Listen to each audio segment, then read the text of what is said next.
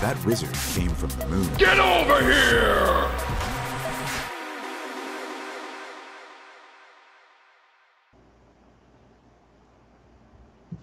All right, guys. Welcome to week 2 of the Development Needed podcast. Just like last week, I am Swagasaur70. Joining me are Yellowsaur69 and Majin BXR. For the second week in a row, Hyperize is not here, so we're going to see what's going on with him maybe sometime next week. So, again, for those of you who are joining us for the first time, for those of you who are new to this is just a podcast that we're trying to get off the ground. We're trying to get it out here, trying to talk about games and stuff that we really enjoy. So the topics are going to be pretty diverse. We're going to have stuff ranging from video games. We can talk about movies based on video games, based on some other stuff that we enjoy. It's just going to be a wide range of stuff. So basically what you can expect to see here is anything and everything. If you have any suggestions on what you would like to see, that's freely accepted. You can hit us up in the chat. We're going to be checking that throughout the stream on and off. You can also hit us up on Twitter at Dev Needed Podcast or Dev Needed Cast, by mistake. You can also hit us up on Facebook, facebook.com/Development Needed Cast.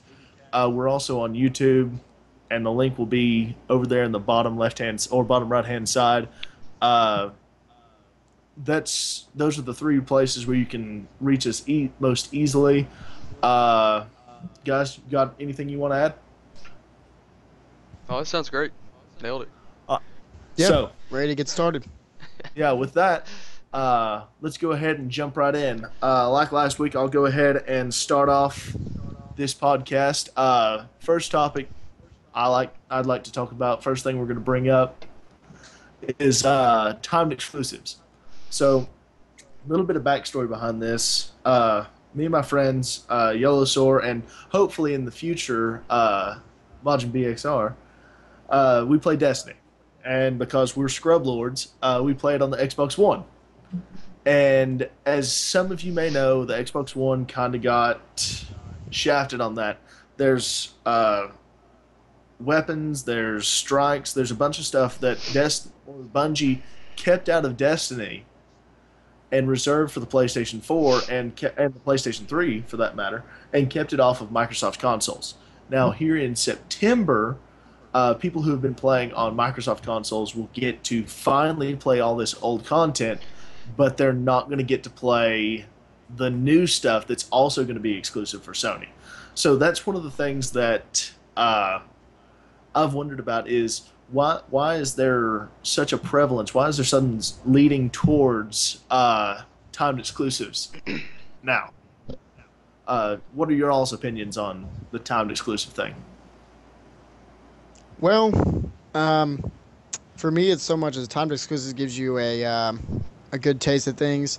It also, there's a lot of contractual issues that happen. Sony, of course, getting Destiny things a lot before us. And also my friends are on here watching. We play Destiny together. We will be getting some of that stuff that PlayStation has had before us, but it's about a year late. So time exclusives, it's all dependent on the person. It really doesn't bother me that often. I still love the game as it is without really needing those things.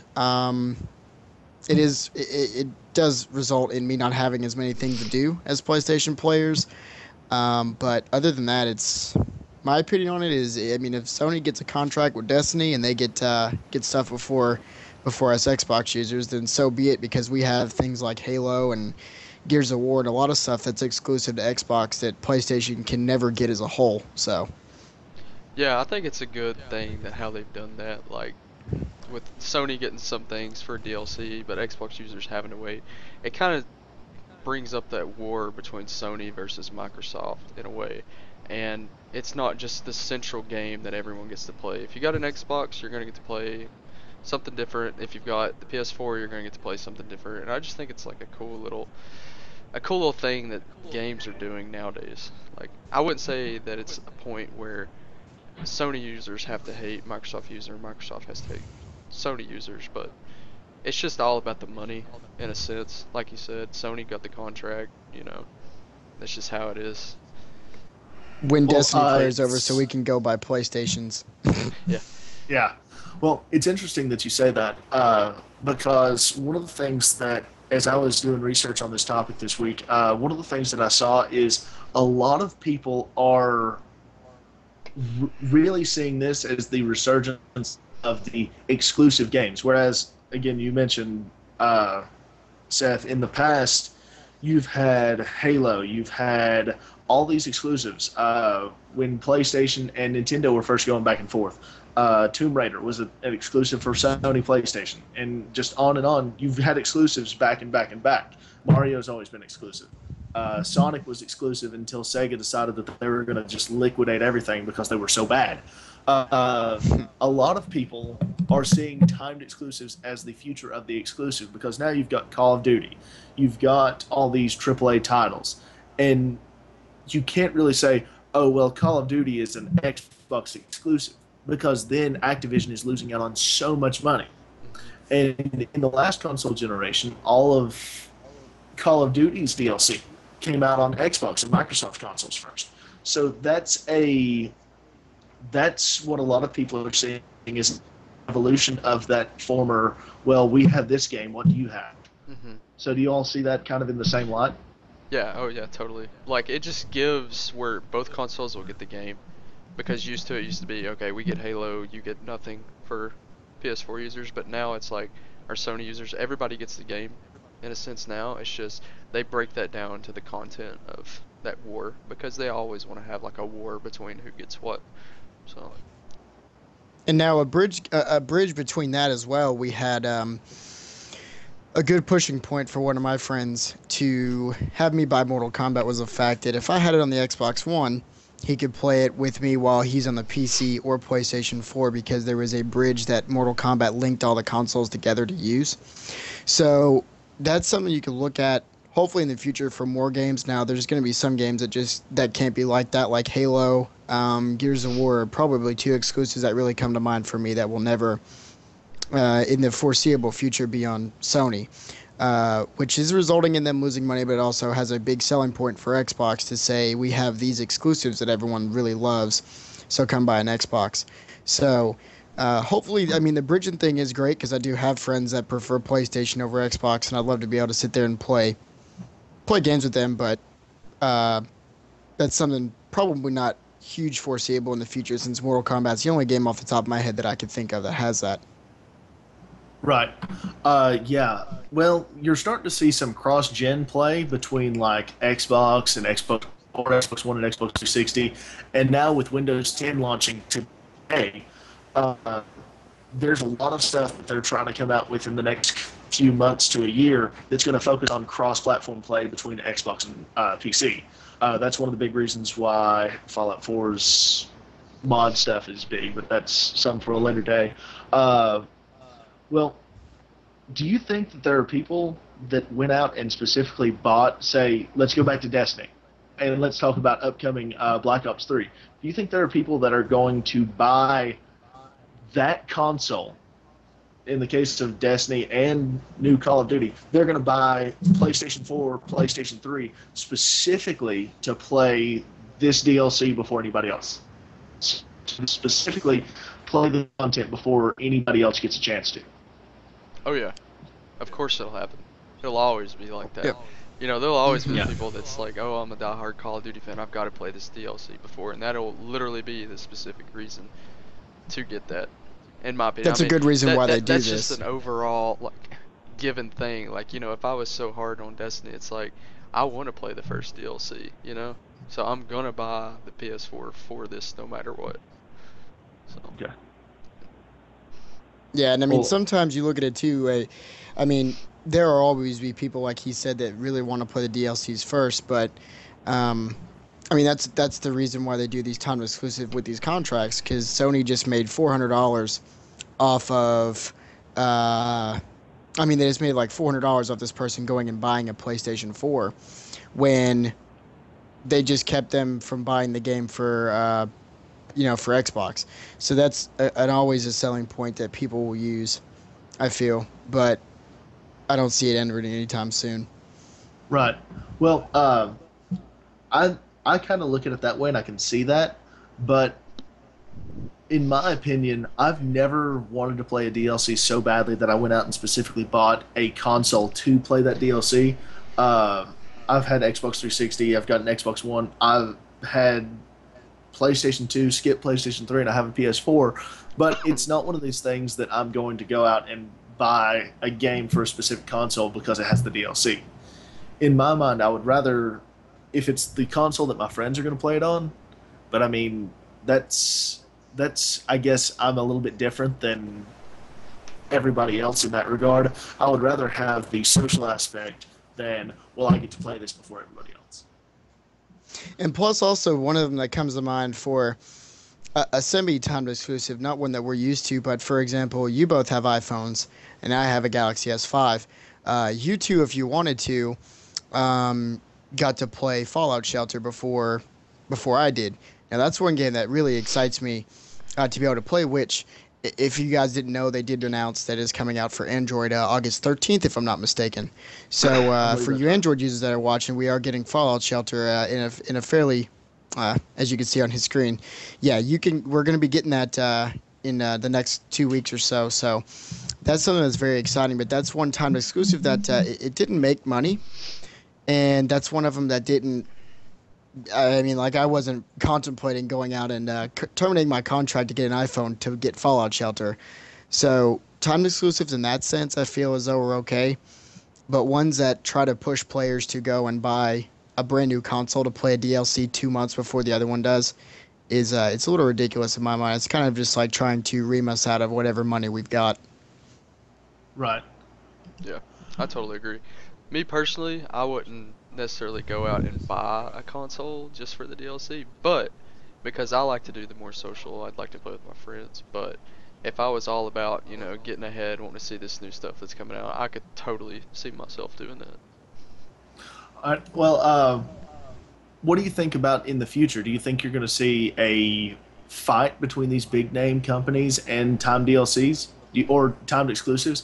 Like Titanfall was an exclusive, not necessarily a timed exclusive, but the series itself was kind of a timed exclusive because until the exclusivity contract ran out between the developers and Xbox, between the developers and Microsoft, there was no real chance of Titanfall ever coming to PS4, but Titanfall 2 is confirmed to be coming to PlayStation 2. Do you think we're going to see more stuff like that where the first game in the series gets held off of a console and then later on they get to pick it back up? For that one, I mean, Titanfall is a very weird situation. That's something that doesn't happen very often with games. I know they didn't plan on it being an Xbox exclusive for the first one, or Right. being off of PlayStation, I should say. They didn't plan on that, and that's kind of a weird situation. But I mean, with the way that these are going, I mean, with the new Black Ops 3 getting stuff for PlayStation before we get it on Xbox One, I mean, you have, like Seth said, gamers who are really diehard for Call of Duty that might make a big deal about this to Treyarch and Activision and all them who are making these games, and they're saying, I've loved your game since the beginning. Why am I not getting this DLC when everyone else is? But then, like, I'd say a good 65 to 70% of us really look at it and don't make a big deal about it. We're just like, well, we're missing on this DLC, but I'll get it eventually. I'm going to enjoy the game for what it's worth now because I like this series. So I don't see it being like an entire war where you've got one game that's on a select console and it resulted from these timed exclusives. I don't see that being something.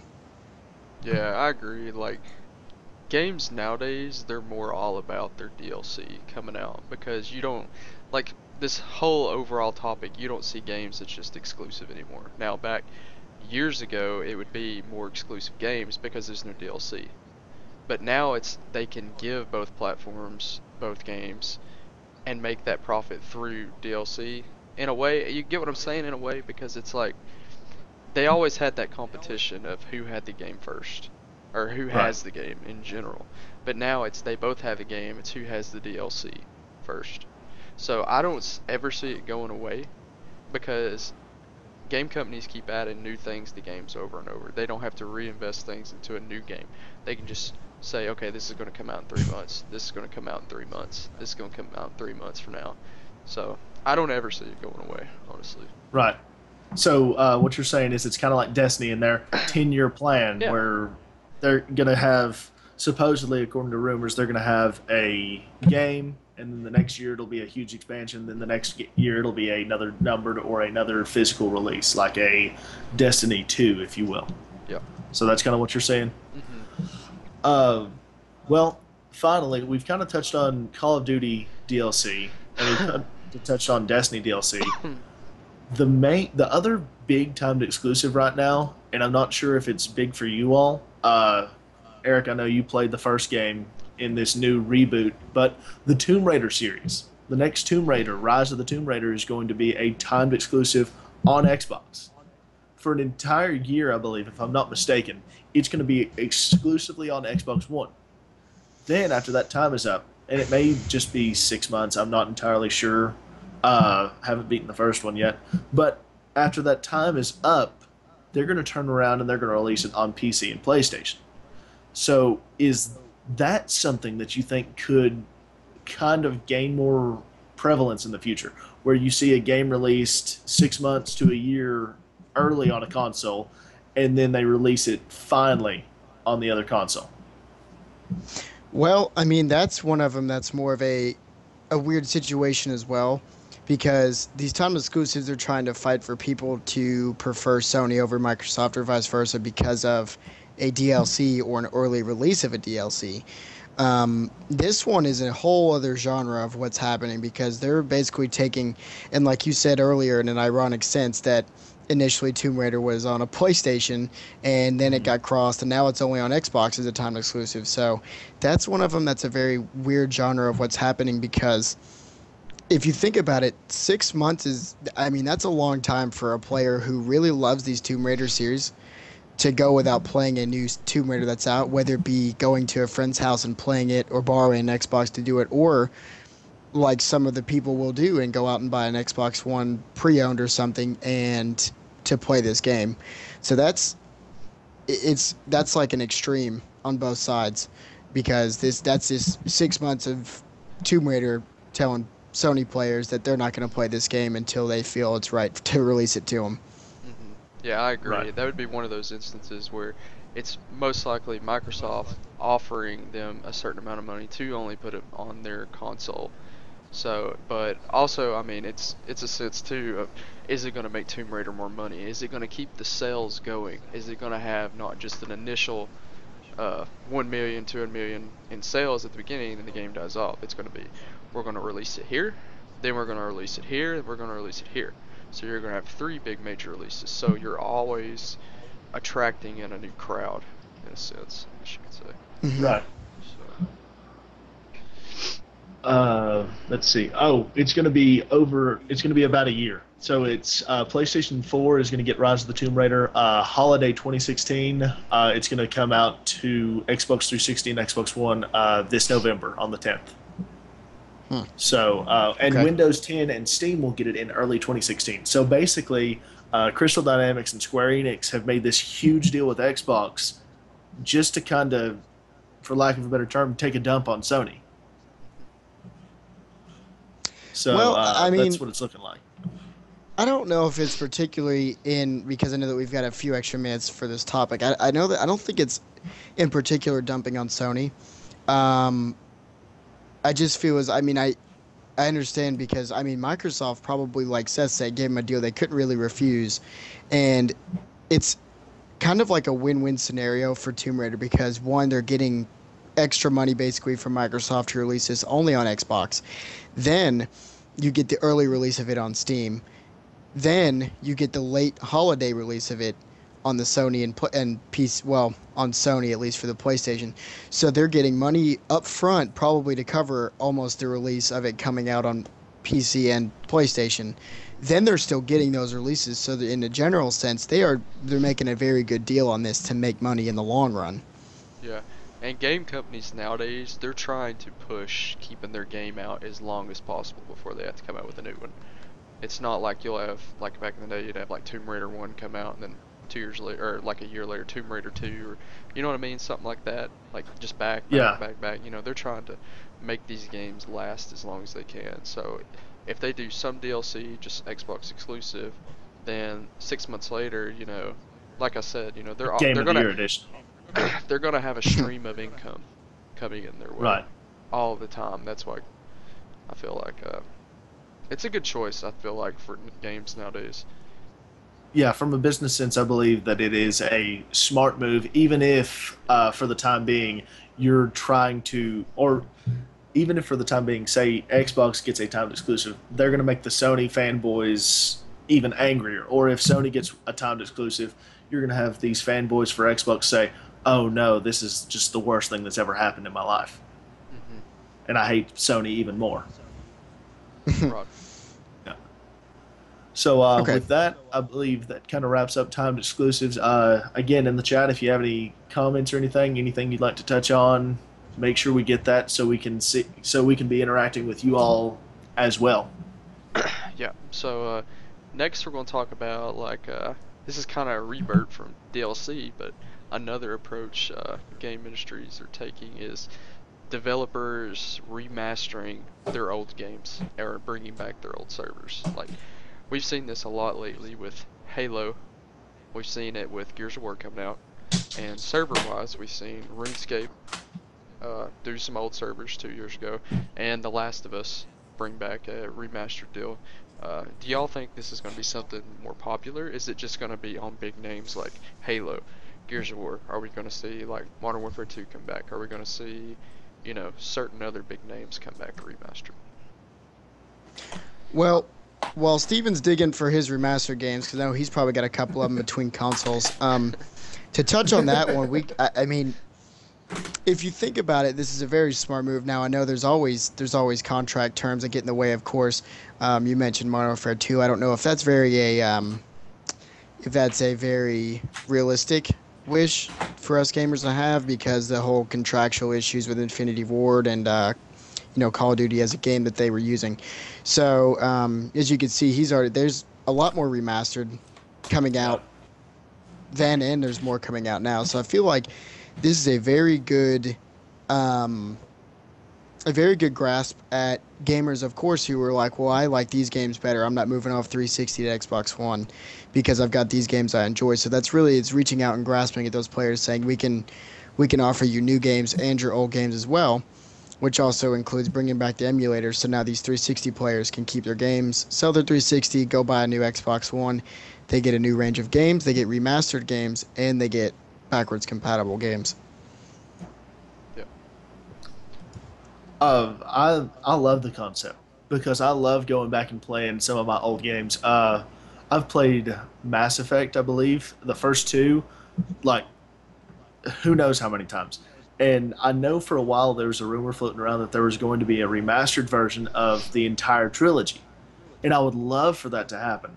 And part of me is worried that the new backwards compatibility, since one of the first to come out for the Xbox One is the original Mass Effect. And that kind of worries me because I would love to go back and play all of the Mass Effect games in a remastered HD sense before Mass Effect Andromeda comes out in the next year or two.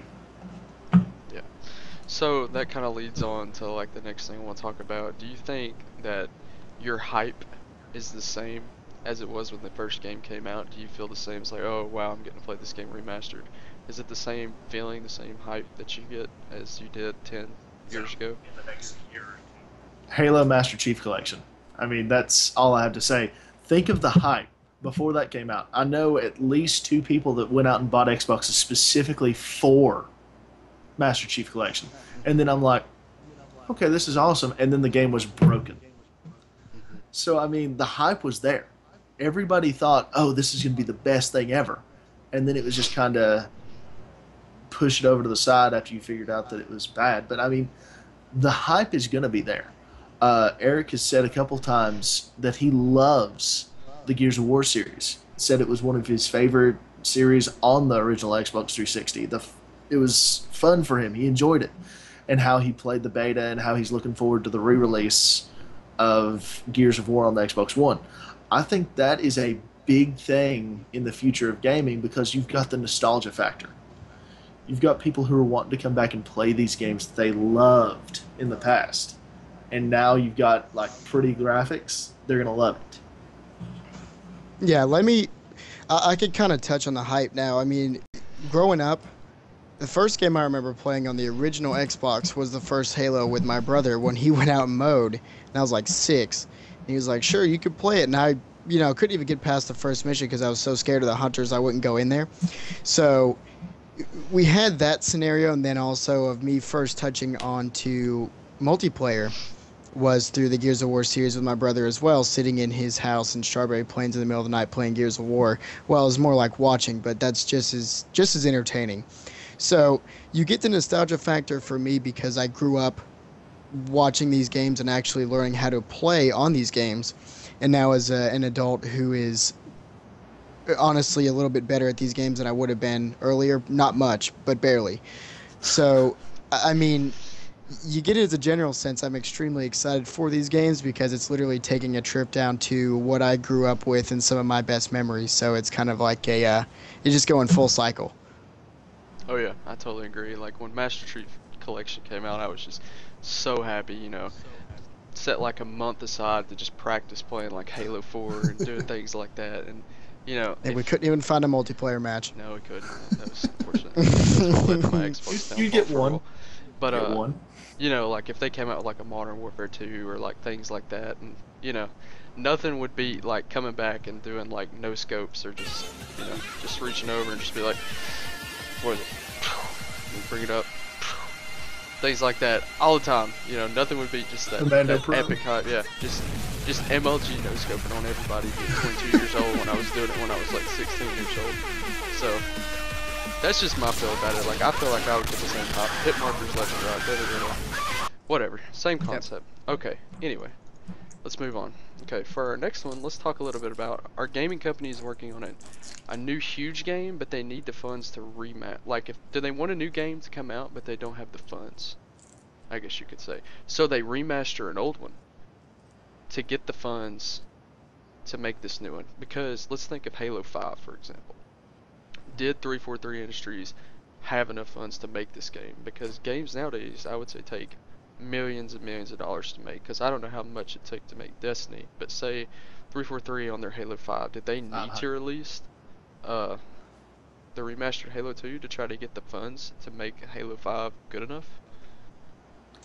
Honestly, in that one, I really hope that's not the case because I feel as though these big companies that want to take over and start redoing games like 343 taking over Halo from Bungie, which also falls on contractual things, and I understand completely, but when you have these companies who really want to step in and take over huge games with a very big reputation such as Halo, I mean, I hope that's not the case, that they're just stepping into something that they don't have the funds to do, so they just decide to throw in a remastered edition to fill a bridge.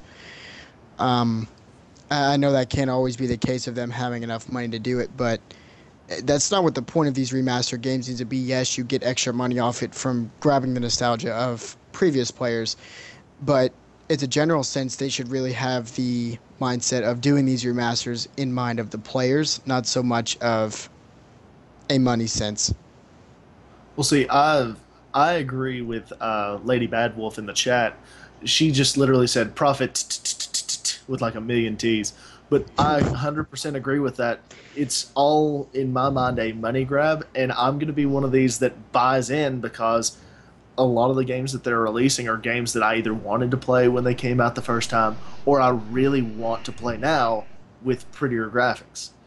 I don't think it's one of these things where it's a money grab in terms of if we don't do this game, if we don't put out this remaster, we're going to be hurting later on down the road in funds. I mean, 343 is housed in Microsoft. I mean, Microsoft said, hey, 343, you're going to keep making Halo for us. I don't see them, with Halo being the tentpole franchise that it is, I don't see Microsoft letting it suffer at all. I can see them just throwing money at it. So the Master Chief Collection was trying to do two things. They thought, let's kind of bring the fans back into the series, give them the games that they loved, 1, 2, and part of 3, and then go ahead and throw 4 in there just because story reasons, just to get them pumped up for 5, which is coming out this coming year, or this year. So I can definitely see that that's what they're looking for. They're trying to go into this and say, hey, let's make some money while also giving the fans what they're already asking for. Right. I totally agree. Now that we've touched on the economical side of the remastering, let's think on, are they just simply running out of ideas? Do they need an extra year or two to make this game happen, but they don't have a year or two to go without having income coming into them? Is it just simply, are they running out of ideas and they're using remastered as a filler? Well, I don't. In certain cases, I don't think it's like that. For instance, The Last of Us came out, and then they turn around and immediately release the remastered edition as soon as the PlayStation 4 comes out. I don't think that was a hey, we've run out of ideas, because it's looking more and more like there's going to be a The Last of Us 2, even though there's going to be a Last of Us movie and so on and so forth. But you've got to think, Naughty Dog is putting out The Last of Us, and again, potentially it's becoming a franchise. They've got the Uncharted series, and those are the only 2 big names that I can remember them working on recently. So I don't think it's one of these things where they're running out of ideas. I think it's just, again, money. It's them going back and saying, we've got to kind of work on this, and we've got to get money so that we can make money, because that's what a lot of the people are looking at. It's just a cash. Yeah, and I mean, it's just a business. yeah, there's nothing wrong with making profit. Don't get me wrong. I understand completely, but I'm going to take a second to trash one of my least favorite, series, which would happen to be the Black Ops series, and I'm going to get a lot of hate for that probably. But you got Black Ops 1, and then you got Black Ops 2, and now a new Black Ops 3 coming out, and I feel like the only thing they've really changed is they made the guns like 2 years newer, and then they changed what cities you're shooting people in. And, I mean, it's not so much. I don't feel like they've run out of ideas. I know that there's a lot of creative people at all of these companies, but sometimes I feel like they think that simplicity is better from just going from one thing to another with no change. And I mean, they lost me. I played Black Ops a lot. I played Black Ops 2 some, and mainly for zombies. Now Black Ops 3 I don't even plan on getting, because they just lost me in between, because it was all just the same stuff over and over again. Right. Okay, so this is a kind of little tricky question. We talked about the funds, we don't think they're running out of ideas, but let's take into consideration, what did the companies do so right on that game they've remastered that they feel that they can remaster it and it be very economical for them, very profitable? Well, the thing about that is also, it's something we've probably touched on a few times now, is the nostalgia of previous gamers who love to play these games. There's absolutely nothing wrong with them remastering a game. They look at it. I mean, you have companies who want to remaster games, and it's not the only game that they've got. So they pick the one that they had the most success over, and which one they probably get the most letters and mail about saying we want this game remastered, and then they remaster it just to the fact of they know that there's going to be so many people getting it. Right. A big thing that I think is innovation. I mean, yeah, there were first-person shooters before Halo, but what did Halo do that was so different? It was just massive. Nobody had seen a first-person shooter like that before. I can think back to the only first-person shooters I really played before Halo or anything like that. GoldenEye, which was really, really hard to play, or is really hard to play now because you're going back and using a single stick, which is just really kind of hard. But you've got that, and then the only other one that I remember playing is Time Splitters 2 and Battlefield games. Or not Battlefield, Medal of Honor. And these are all set at Earth during whatever era you're talking about. But then Halo comes around, and it kind of changes the game because it was fun. It was pretty fast paced, and it added a lot of stuff that I don't think console gamers had seen before. I don't think it was a huge leap, but it was just enough to kind of push it in that direction, and that's what we've got now. Uh, as Aramacro 7 said in the chat, GoldenEye revolutionized the first person shooter, but even after it came out, it was still kind of a niche. We didn't have the uh, we didn't have the Call of Duties of the world. They were coming out, but it was just a very niche product. It wasn't, hey, let's play this. This is the new thing. This is what you need to be playing. It wasn't making millions of dollars every year. So I think it's just innovation. Innovation is what keeps these games fresh and what makes people want to go back and play them. Yeah, I totally agree. Yep. And now, with that being said, we talked about some older games that are getting remastered. We talked about games that really revolutionize everything. So now what we're going to do is we're going to move on, and we're going to talk about 3 games that are coming out in the approaching future that's actually very close now.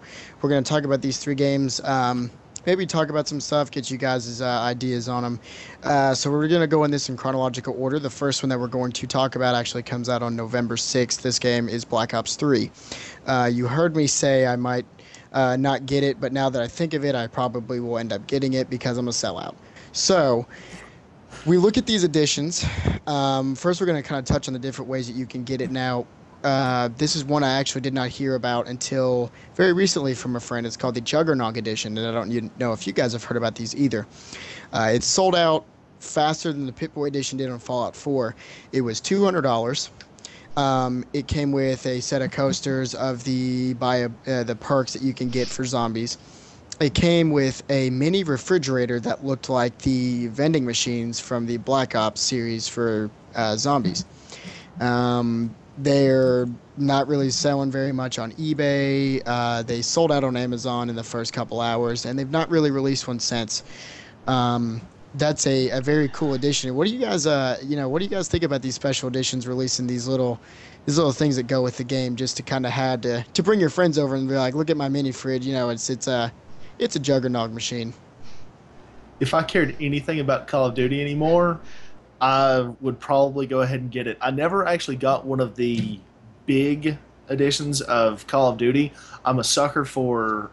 I got the Halo Reach Legendary Edition. I'm a sucker for a special edition just because I'm kind of a hoarder and I like to put stuff up on a shelf. I mean, I've got a Portal gun for no other reason than I love Portal.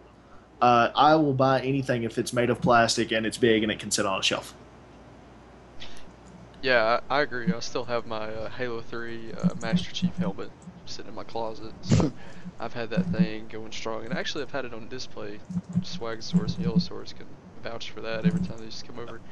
It would always be out. So, I think it's a neat little addition to drag people in because I know my buddy, he had the Modern Warfare 3, or Modern Warfare 2, I can't remember which one it was, the night vision goggles for that. And those things were so cool. Yeah. So, I think it's a pretty neat little thing. Oh, definitely.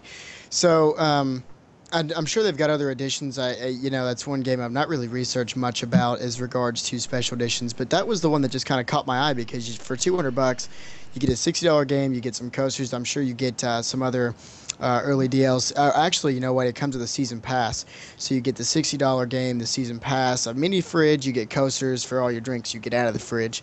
So it's a very cool thing that they offer. Now, moving away from that into more of the game. They've not really had too much publicity about things that are going to be occurring in the game. Basically, we kind of just gather things off of the trailers we can see. Now, I know that we've also talked, they do have the linked campaigns now, which is you get on there and you can have from 1 to 4 people playing the campaign, and the AIs actually get increasingly more difficult and a lot more smarter in regards to tactics in the game. What do you think that kind of does for these campaign-based games? Or a lot of people don't always buy them for the multiplayer. They get them for the campaign itself. What do you think that really does for it? See, I'm one of these that I will play the campaign. I will play the multiplayer, but again, the main reason I play multiplayer is for social. I like to get on and I like to chat with the people that I'm playing with. I like to do all that kind of stuff. When it comes to multiplayer, that's kind of my attitude. It's a social thing. I don't have to be the best. I don't want to be the best. I'm just playing because I enjoy playing and I get to spend time with friends. The campaign is really what sells me on a game for a lot of things. Uh, I'd never played the first Modern Warfare because at the time I was a Nintendo-year-old when it first came out, and I had the Wii, Go Me and motion controls. But when Modern Warfare 2 came out, it was the first game I had for the Xbox 360, and I wore it out. I had people coming over to my room when I was in college and just playing that because they were like, "Oh my God, you got Modern Warfare 2? Oh, let me get on the sticks." And that game was just so much fun. And then going through and beating the campaign, I didn't have to play the previous campaign, but I figured out everything, and then I was super excited for Modern Warfare 3. Uh, Same thing with Ghosts. I love the campaign in Ghosts, and it sets it up for a Ghost 2. And the twist at the end, good job, Infinity Ward, after you got gutted. But that's the thing with Black Ops. At the beginning of Black Ops, I knew what the end was going to be. So the campaign didn't really sell me on it. I was just kind of like, whatever. So that's why I never picked up 2, and that's why I'll never pick up 3. I just doesn't appeal to me campaign wise. Right, and I think for me at least, campaigns stopped appealing for me probably right around Halo 3 campaign kind of stopped appealing for me after that, and I would say after Modern Warfare 2, the campaign. But I used to be all about the campaign, but for me in general, it's how's the multiplayer going to be? Because I'm all about what's going to go on in the PvP. Am I going to have fun? Is it going to be viable? Is there going to be a reward system of, am I going to get something for being a high rank? Is it going to show off? And I think a lot of games nowadays are kind of getting away from that, and it's just more of it suits everyone's need. I'm going to talk in Air Macro in chat. I'm going to touch on his point real quick about Halo 2. Like he was saying, Halo 2 wasn't for everyone because not everybody knew, or not everybody had Xbox Live, but for Halo 3, they had everyone's needs for it. And that's one of the things too. I know this is a little off topic, I'm just touching on chat, but they made Halo 3 because they knew how popular their game got off Halo 2, so they tried to appeal to all the different types of FPS shooters. They tried to make Halo kind of blend in with the Call of Duty type. I know it's not completely with the Call of Duty type, but they tried to add more variants into their loadouts, more types of grenades, just try to give it overall feel to suit everyone. So. Yeah.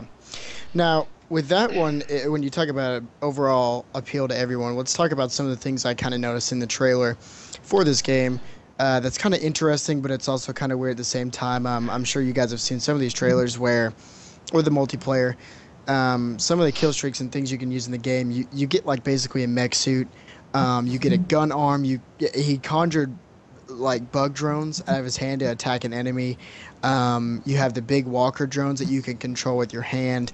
There was a car, and I don't know if it's going to be driving or it's something that you just control like a remote control car or not. But that's one thing that I look at getting into these, and we're advancing so far into the future in these games. They're getting more and more unappealing for me because of the fact that they're so far out of reach in the future. It's hard for me to really get into the game because I don't feel connected to it. Like, I know for a fact I'm not going to go and see 4 years from now there's a military invention of like the exosuit where they're now conjuring a gun out of their arm that's a minigun. So I can't get attached to this game because it's so unappealing to me because it's not anything in the anywhere near future that I will ever see before I'm gone. So what do you guys really think about putting these type of things into these games?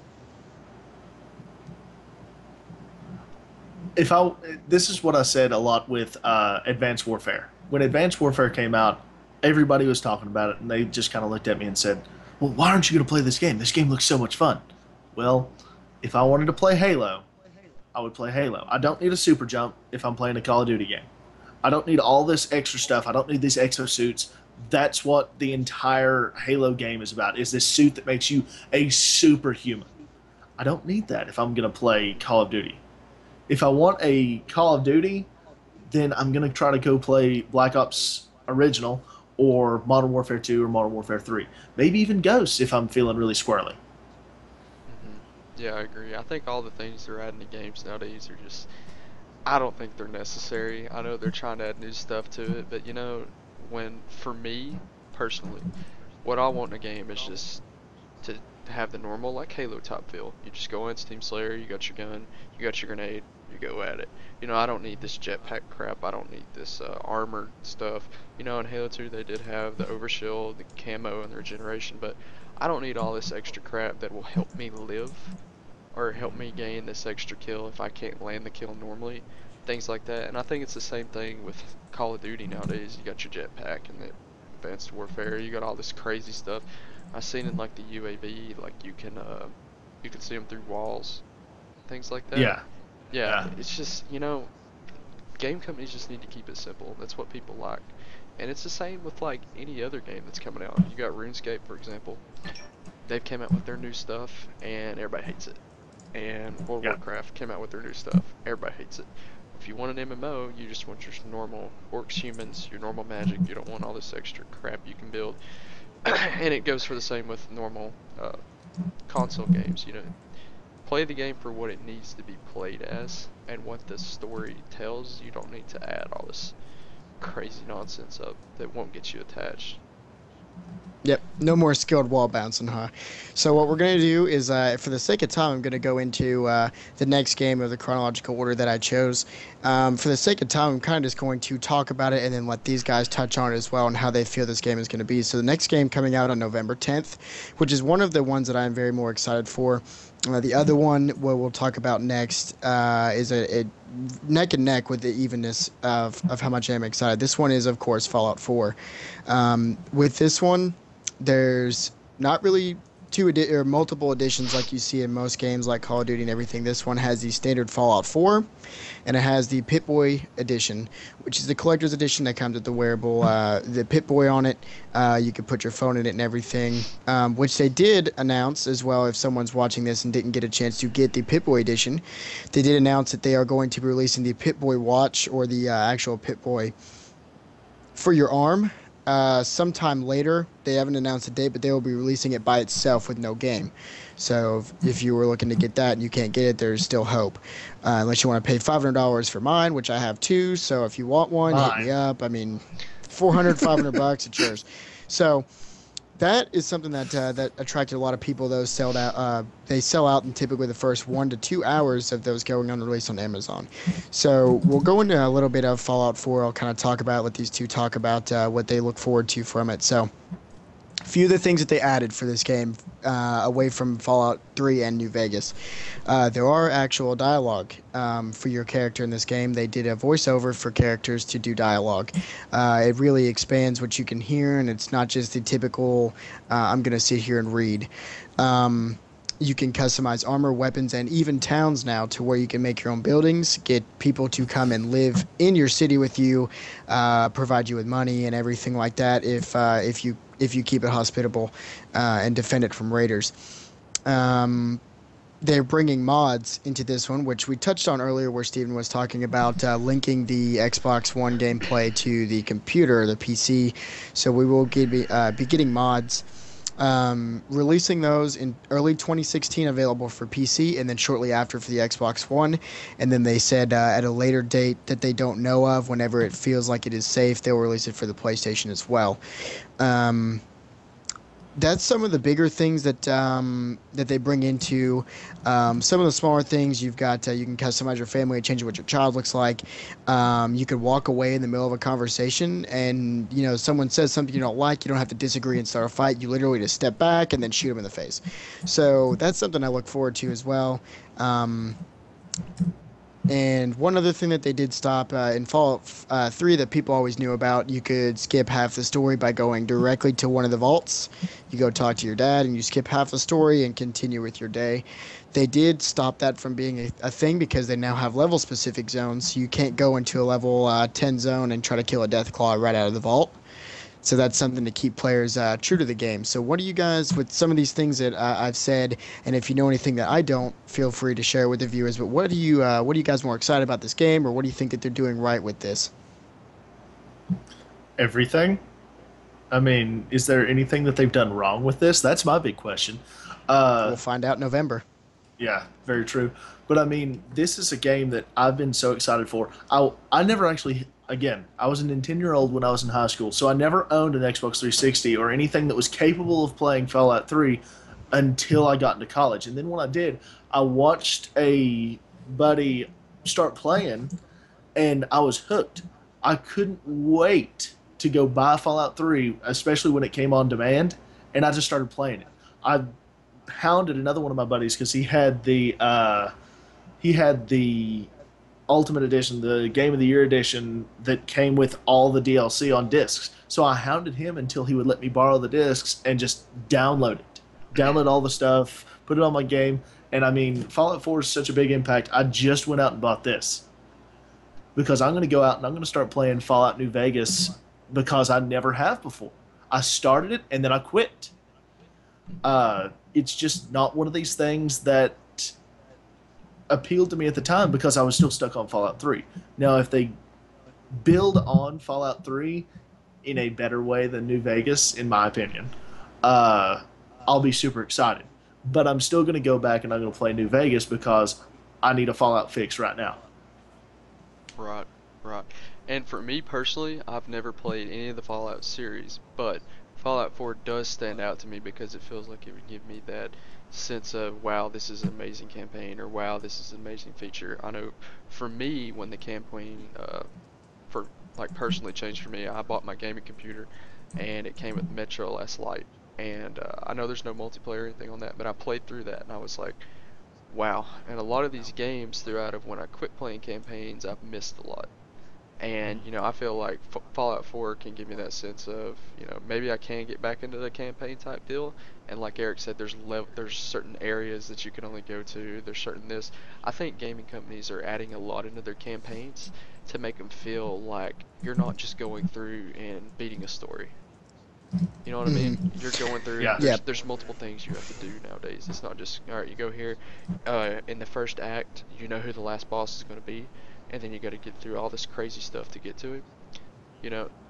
It's just the way that gaming companies are taking an approach to do their campaigns and things like that are pretty cool in my opinion.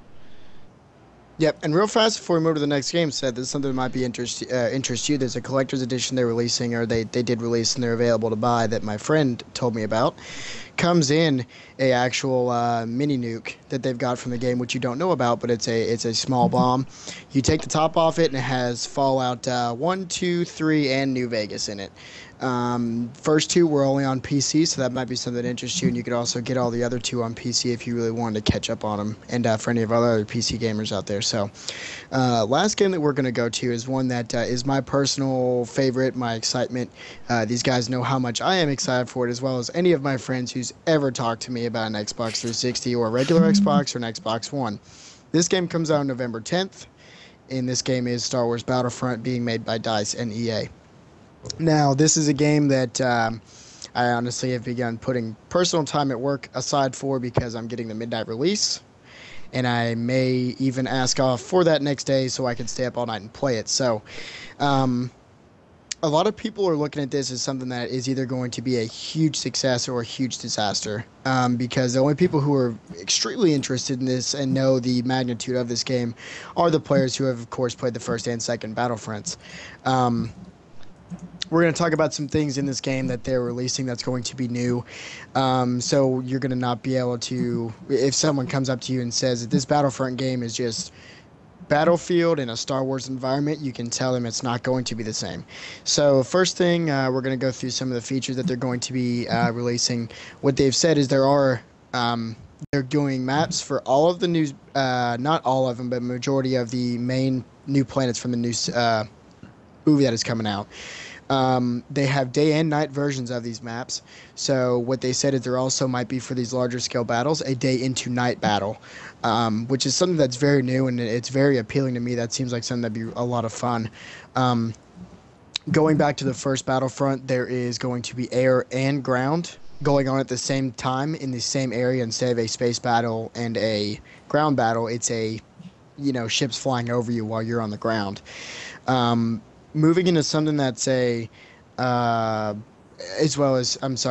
and villains as well in multiplayer. So you can use Boba Fett, Darth Vader, Luke Skywalker, all these popular people that it does appeal to some people. Moving into the story, because we've talked about campaigns and how some people only buy them for the campaigns. There's not a Galactic Conquest type game type that the old ones had, which is upsetting a lot of players actually. There is an attack and defend, there's a co-op missions, there's a survival, but as a whole, there's not a campaign like the Rise of the Empire from Battlefront 2. There's not a Galactic Conquest. Um, this being made by DICE as a more, as you guys know, for these Battlefield series, is a very multiplayer heavy game.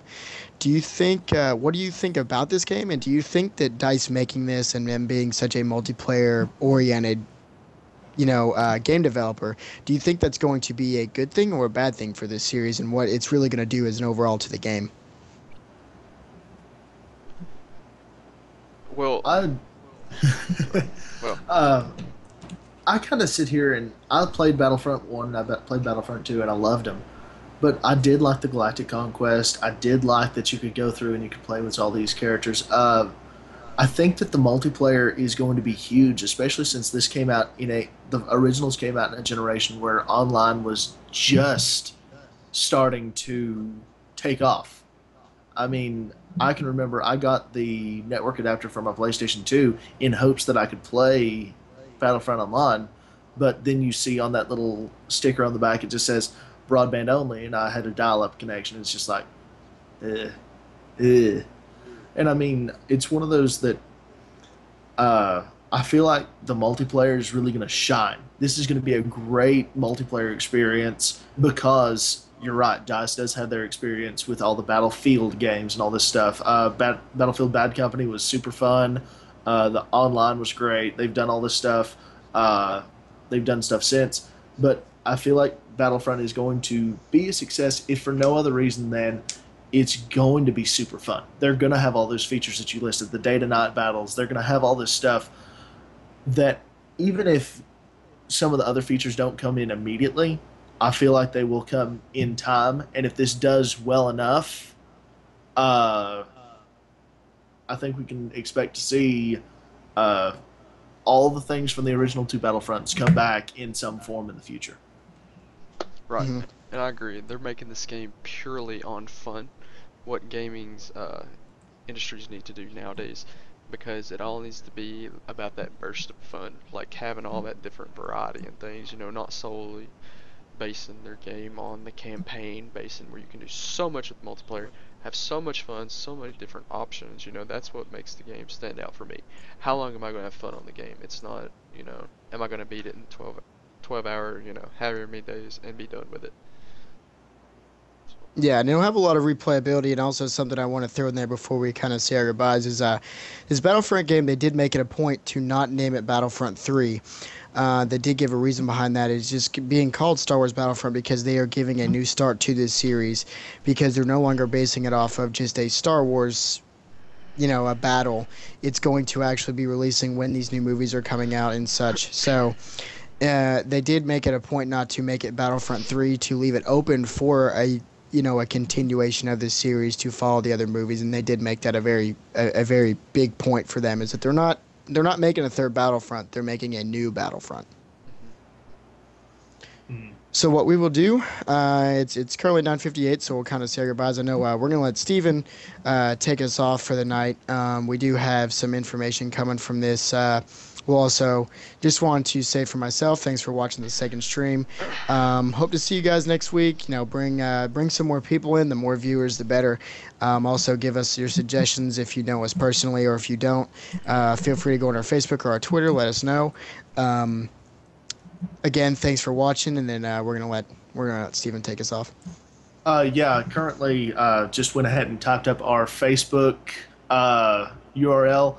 It's pretty much everything you can find online. It's either under Development Needed Cast or Dev Needed Cast. You're going to see something very similar to the overlay we have as our profile picture. It's a fun thing for us to do. We like getting out here. Check us out. Development Needed Cast is our URL on Facebook, as I've got in the chat. Then we have @DevNeededCast is our Twitter. And YouTube, you can find us, just search for Development Needed. It's we're doing this for you all. We enjoy making fools out of ourselves and trying to act like we know more than we do when we're on here. So again, if you have any comments, don't be afraid to hit us up on Facebook, Twitter. If you have suggestions, get us on there. It was kind of delayed this week, but I'm going to try to have the YouTube version of this on by the beginning of the week, so you can look for it Sunday night, maybe into Monday. Just keep tuning in. We'll see you next week. Bye. Now, Yeah. Yep. I also want to throw in there, One like last thing. Steven was saying, make sure, that we are doing this for the community, and we're trying to gain a follower base, and we want, like, tonight the chat was popping, Air Macro, thanks for tuning in, everyone, thanks for tuning in, being active in the chat. Lady Bad Wolf Yeah, Lady Bad Wolf. I don't know exactly everyone in that. I'll have to go back. I and can't really, Baby Deluxe. I'm trying to get it to where I can see Twitch, but I don't. Yeah, but y'all communicating with us, asking us questions, asking us our opinions, that's what we want to make the stream about, answering y'all's questions, bringing y'all's feelings into us and things like that. So, like I said, and like Steven said, if you have any questions for us that you want us to touch on next week, you can either send us a Twitch message, you can find us on Facebook, post on the wall, Twitter. We're gonna have the YouTube up for last week's video. We're gonna have this one up. You can post in the comments what you thought about our video. If you have some disagreements about what's our opinions on something, we can bring it up next week. We can actually allow extra time. We can revamp our stream schedule, as in, like, we won't do a 15-minute increment for this. We'll use 10-15 minutes for something to talk about the chat, your opinions on things. So, like Steven said, thanks for tuning in, and we'll see y'all next week. And one last thing. Probably, this is something that's I had planned for a while. It may be a delayed stream next week. We may not be able to get on until Thursday. We'll have to see one way or another, because this little fanboy right here has tickets to go see. Well, I'm going to use this one. I got tickets to go see the new Dragon Ball Z movie in theaters. Yeah, I know, it's crazy. I mean, I can't wait because, yay! So just look at our social media channels. We'll try to get some information to you there if we're not going to make it. So, good to see y'all. Come back next week. All right. Yep. Peace.